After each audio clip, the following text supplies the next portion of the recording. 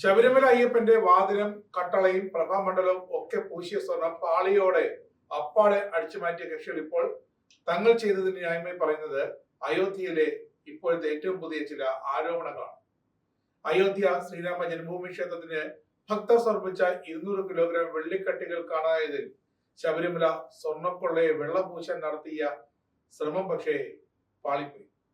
അയോധ്യ ക്ഷേത്രത്തിൽ ഭക്തർ സമർപ്പിച്ച വെള്ളി കാണാതായി എന്ന ആ പേരിൽ സമൂഹ മാധ്യമങ്ങളിൽ ഏറെ പ്രചരണമുണ്ടായിരുന്നു. ഈ ആരോപണങ്ങൾക്ക് ഒരു അടിസ്ഥാനമില്ലെന്നാണ് യോഗി ആദിത്യനാഥ് ഏർപ്പെടുത്തിയ പ്രത്യേക സംഘം കണ്ടെത്തിയത്. ട്രസ്റ്റിന്റെ രേഖകളും ലോക്കറുകളും ഒക്കെ വിശദമായി പരിശോധിച്ച ശേഷമാണ് 14 ദിവസത്തിനകം ആരോപണങ്ങൾ വസ്തുതാവിരുദ്ധമാണെന്ന പ്രാഥമിക കണ്ടെത്തൽ അന്വേഷണ സംഘം മുഖ്യമന്ത്രിക്ക് ആ റിപ്പോർട്ട് സമർപ്പിച്ചത്. അതേസമയം ക്ഷേത്രത്തിലെ സംഭാവനകൾ കൈകാര്യം ചെയ്യുന്നത് സംബന്ധിച്ച ചില ക്രമക്കേടുകളിൽ അന്വേഷണം SIT തുടരുകയാണ്. ചില കേസുകളിൽ അറസ്റ്റ് ഉൾപ്പെടെ നടപടി സ്വീകരിച്ചിട്ടുണ്ടെന്നും പ്രാഥമിക റിപ്പോർട്ടിൽ വ്യക്തമാക്കുന്നുണ്ട്. ക്ഷേത്രത്തിൽ വന്ന കാണിക്കയടക്കം തുക വകമാറ്റിയതിൽ SIT 8 ക്ഷേത്ര നടത്തിപ്പുകാരെ അറസ്റ്റ് ചെയ്തു. സംഭവത്തിന്റെ ഉത്തരവാദിത്തം ഏറ്റെടുത്ത് രാജിവെച്ചൊഴിയാനാണ് യോഗി ആദിത്യനാഥ് അവിടുത്തെ നേതൃത്വത്തോട് ആവശ്യപ്പെട്ടത്. അങ്ങനെ ക്ഷേത്രത്തിന്റെ പ്രധാന ട്രസ്റ്റിയും മറ്റു ട്രസ്റ്റികളുമൊക്കെ സ്ഥാനമൊഴിഞ്ഞു. ഇത് അവിടെ UP നടക്കും.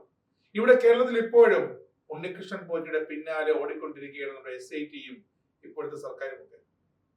അന്വേഷണ റിപ്പോർട്ട് പുറത്തു വന്നതിന് പിന്നാലെ ഉത്തർപ്രദേശ് മുഖ്യമന്ത്രി യോഗി ആദിത്യനാഥ് തെളിവില്ലാതെ അയോധ്യയെയും ശ്രീരാമക്ഷേത്രത്തെയും അപകീർത്തിപ്പെടുത്തുന്ന പ്രചരണങ്ങൾ ഒഴിവാക്കണമെന്ന് അഭ്യർത്ഥിച്ചിട്ടുണ്ട്. ആരോപണങ്ങൾ ഉന്നയിക്കുന്നവർ തെളിവുകൾ ഹാജരാക്കണം, അല്ലാത്തവർക്കെതിരെ നടപടി ഉണ്ടായിരിക്കും. കാരണം രാജ്യത്ത് UP സംസ്ഥാനത്ത് വർഗീയ സ്പർദ്ധ ഉണ്ടാക്കാനാണ് ഈ ആരോപണങ്ങൾ എന്ന് അദ്ദേഹം വ്യക്തമാക്കി. അതേസമയം വ്യാജ പ്രചരണങ്ങൾക്ക് പിന്നിൽ കൃത്യമായ ആസൂത്രണമുണ്ടെന്ന ചില സൂചനകൾ സർക്കാർ ലഭിച്ചിട്ടുണ്ട്. ഇതിന് പിന്നിൽ പ്രവർത്തകർക്കെതിരെല്ലാം അന്വേഷണത്തിലാണ് യോഗി ഇപ്പോൾ ഉത്തരവിട്ടിട്ടുള്ളത്.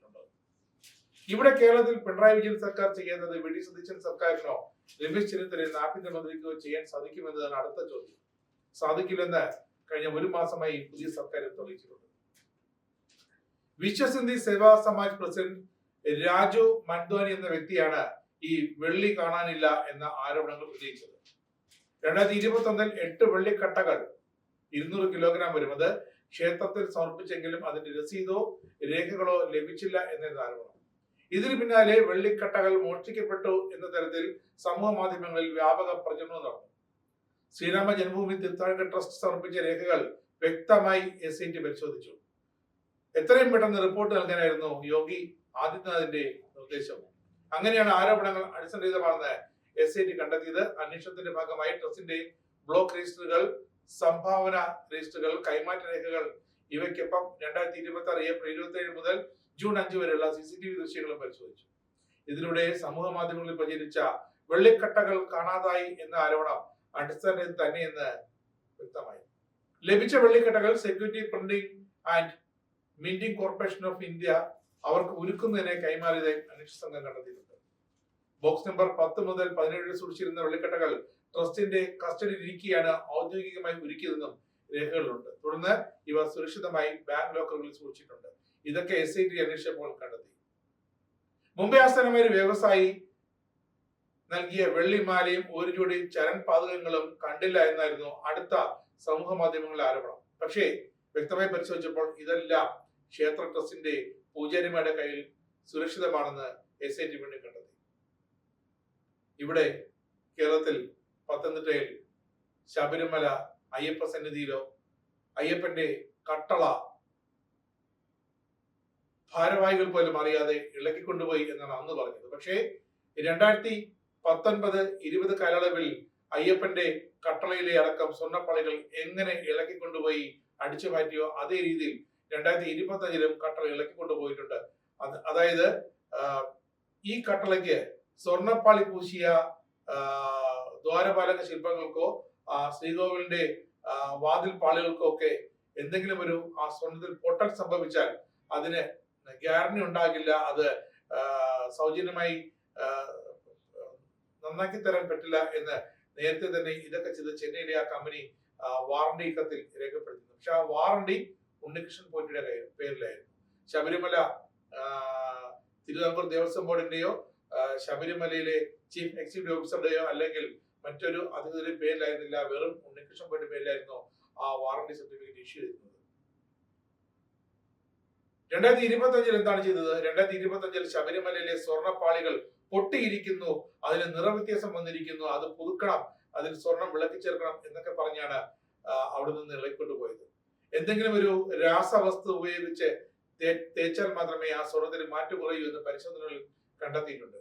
എങ്ങനെ പൊട്ടി എന്നതിനും വ്യക്തമായ രേഖയില്ല. പക്ഷേ പൊട്ടാത്ത ശബരിമല അയ്യപ്പന്റെ സ്വർണ്ണ പാളിയും ദ്വാരപാലക ശില്പങ്ങളും പൊട്ടി എന്ന് ഇല്ലാത്ത റിപ്പോർട്ട് ഉണ്ടാക്കി അത് ദേവസ്വം ബോർഡ് പ്രസിഡന്റിന് മുന്നിൽ സമർപ്പിച്ച് അങ്ങനെ അനുമതി നേടിയെടുക്കുകയായിരുന്നു ഉണ്ണികൃഷ്ണൻ പോറ്റി അടങ്ങുന്ന സ്വർണ്ണക്കൊള്ള മാഫിയ. അങ്ങനെയാണ് ഏറ്റവും ഒടുവിൽ ഭഗവാന്റെ സ്വർണ്ണപ്പാളി ഇളക്കി ചെന്നൈയിലേക്ക് കൊണ്ടുപോകുന്നതും നടൻ ജയറാമിന്റെ അടക്കം വീടുകളിൽ അത് പൂജയ്ക്ക് വെച്ചതും അവിടെ നിന്നും ആവശ്യത്തിന് പണം വാങ്ങി അത് മറ്റൊരാൾക്ക് വിറ്റു തുലച്ചതും. ഇതൊക്കെയാണ് കേരളത്തിൽ നടന്ന സംഭവങ്ങൾ. എന്നിട്ടും ഇപ്പോഴും പോലീസ് ഏറ്റവും ഒടുവിൽ SIT അന്വേഷിക്കുന്നത് ഈ 2025 അന്നത്തെ ദേവസ്വം ബോർഡ് പ്രസിഡന്റായിരുന്ന PS പ്രശാന്തിന്റെ ഇടപെടലുകളാണ്. അവിടെ വരെ ചെന്നെത്തിയിട്ടുള്ള പോലീസ്. കാരണം അതിനപ്പുറത്തേക്ക് അന്നത്തെ ദേവസ്വം മന്ത്രി കടകംപള്ളി സുരേന്ദ്രൻ അദ്ദേഹത്തെ 2 തവണ ചോദ്യം ചെയ്ത് വിട്ടയച്ചു. ഇപ്പോൾ കുടുങ്ങിയിരിക്കുന്നത് ദേവസ്വം ഉദ്യോഗസ്ഥരാണ്, പിന്നെ മുൻ ദേവസ്വം ബോർഡ് പ്രസിഡന്റുമാരും. അതിൽ പത്മകുമാറിനെ ഒരു മുഖം രക്ഷിക്കാൻ എന്ന പേരിൽ പാർട്ടിയിൽ നിന്നും സസ്പെൻഡ് ചെയ്തിട്ടുണ്ട്. പക്ഷെ അതുകൊണ്ടൊക്കെ വിശ്വാസികൾ തൃപ്തരാകുമോ? എവിടെ അയ്യപ്പന്റെ സ്വർണം തട്ടിക്കൊണ്ടുപോയത്, അതെങ്ങനെ തിരിച്ചു കിട്ടുമെന്നാണ് വിശ്വാസികൾ ചോദിക്കുന്നത്. പക്ഷേ SITക്ക് തൊണ്ടി മുതലൊന്നും കണ്ടെത്താനുമായിട്ടില്ല. ഈ തൊണ്ടി മുതൽ പലവിധ ഭാഗങ്ങളിലായി വിറ്റുപോയി എന്നാണ് SIT ഏറ്റവും ഒടുവിൽ എത്തിയിരിക്കുന്ന നിഗമനം. അതുകൊണ്ട് തന്നെ ശാസ്ത്രീയമായ തെളിവുകൾ ശേഖരിച്ച് കോടതിയിൽ നൽകി കുറ്റപത്രം വീണ്ടും അപ്ഡേറ്റ് ചെയ്ത് കുറ്റപത്രം നൽകാനാണ് SITയുടെ നീക്കം. നേരത്തെ കുറ്റപത്രം 90 ദിവസത്തിനകം നൽകാത്തതിനാണ് പ്രതികളെല്ലാം സ്വാഭാവിക ജാമ്യത്തിൽ പുറത്തിറങ്ങിയത്. അതുകൂടി ഓർക്കണം.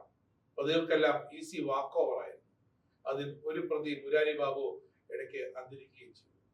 എന്തായാലും ശബരിമല സ്വർണ്ണക്കൊള്ള കേസിൽ അകത്തായിരുന്ന പ്രതികളെല്ലാം ജയിലിന് പുറത്തിറങ്ങി. സർക്കാർ മാറി.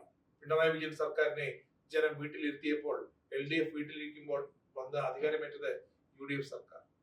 ആഭ്യന്തരമന്ത്രി രമേശ് ചെന്നിത്തല പ്രതിപക്ഷത്തിരുന്നപ്പോൾ അദ്ദേഹം ഘോരഘോരം ശബരിമലയിലെ സ്വർണ്ണപ്പള്ളി കടത്തിന് പിന്നിൽ അന്താരാഷ്ട്ര പുരാവസ്തു മാഫിയാണെന്നൊക്കെ അദ്ദേഹം വെല്ലുവിളിച്ചിരുന്നു സർക്കാരിനെ.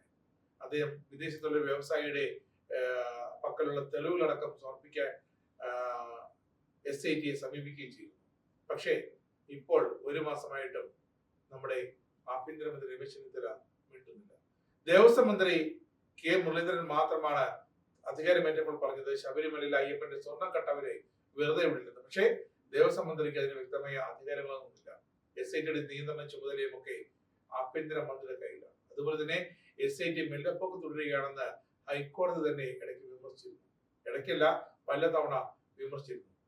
ഇതൊക്കെയാണ് അയ്യപ്പന്റെ സ്വർണ്ണക്കട്ട കേസിലെ ഏറ്റവും പുതിയ വിവരങ്ങൾ. കാരണം പുതിയ വിവരങ്ങൾ ഒന്നുമില്ല. SIT ഇപ്പോഴും അന്വേഷിച്ചുകൊണ്ടേയിരിക്കുകയാണ്. രാഷ്ട്രീയ നേതൃത്വത്തെ എങ്ങനെ ഈ സ്വർണ്ണക്കൊള്ളയിൽ നിന്നും ഒഴിവാക്കാം എന്നതിനെ കുറിച്ചാണ് ഇപ്പോൾ SIT ചിന്തിക്കുന്നത്. മിക്കവാറും കുറ്റപത്രം കോടതിയിൽ നൽകുമ്പോൾ SITയുടെ കുറ്റപത്രത്തിൽ രാഷ്ട്രീയ നേതൃത്വം ഒന്നും ഉണ്ടാകില്ല. 1-2 പ്രാദേശിക CPM നേതാക്കൾ അല്ലാതെ മറ്റൊരു നേതാക്കളും ഈ കുറ്റപത്രത്തിൽ ഉണ്ടാകില്ല എന്ന് തന്നെയാണ് ഇപ്പോഴും ഇടതുപക്ഷത്തിന്റെ ഉറച്ച പ്രതീക്ഷ.